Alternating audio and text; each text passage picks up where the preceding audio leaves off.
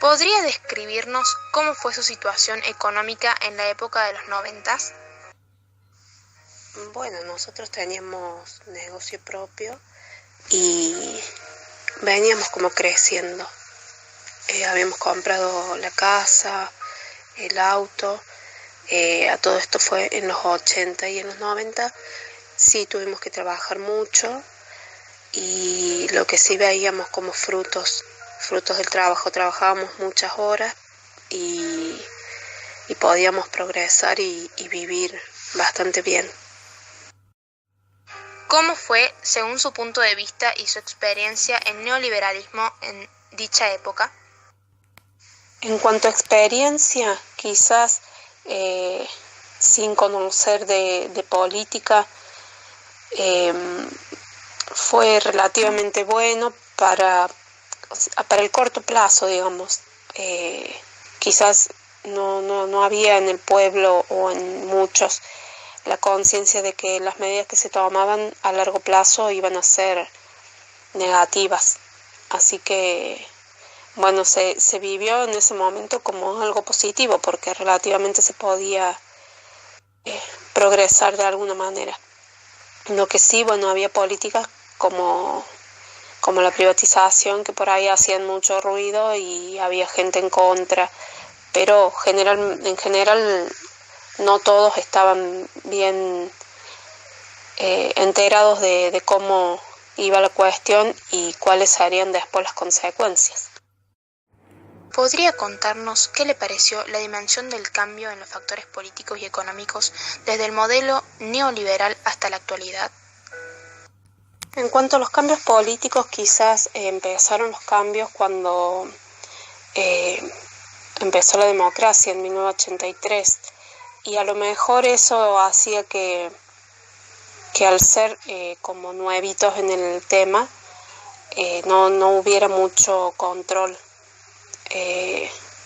o como que las políticas que se tomaban quizás se veía todo como positivo. Bueno, hoy vemos que quizás no es tan así, de hecho no lo es, como que la política desde hace varios años ya es algo que está como mal manejado. Y en cuanto a lo económico, bueno, también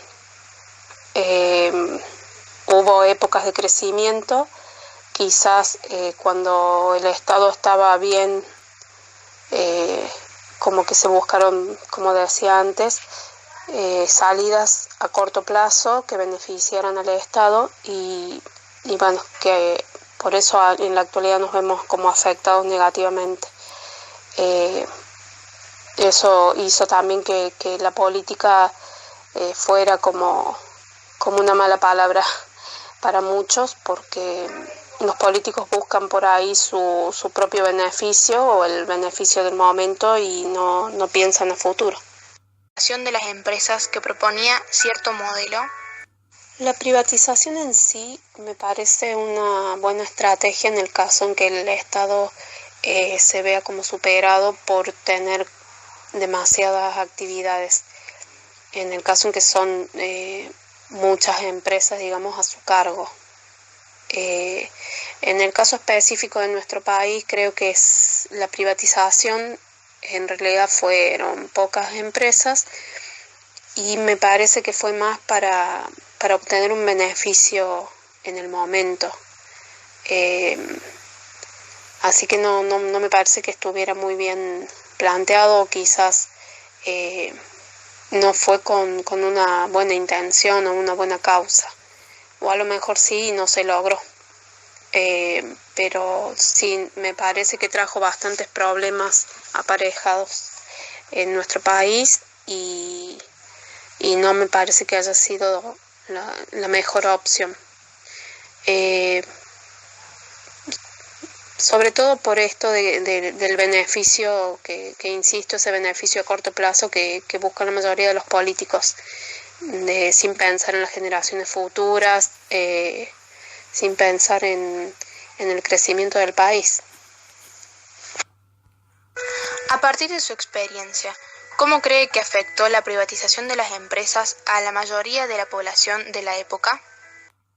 Y la privatización ahí en el momento, digamos, cuando se estaba produciendo, sí provocaba como un malestar, sobre todo en los empleados, un poco por el tema de la incertidumbre. Aparte es como que las empresas, al ser estatales, tenían cierto número de empleados que después fue como bajando.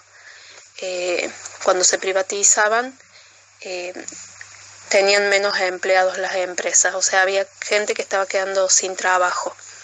Y por otro lado, es como que a veces en algunas empresas bajaba la calidad de los servicios.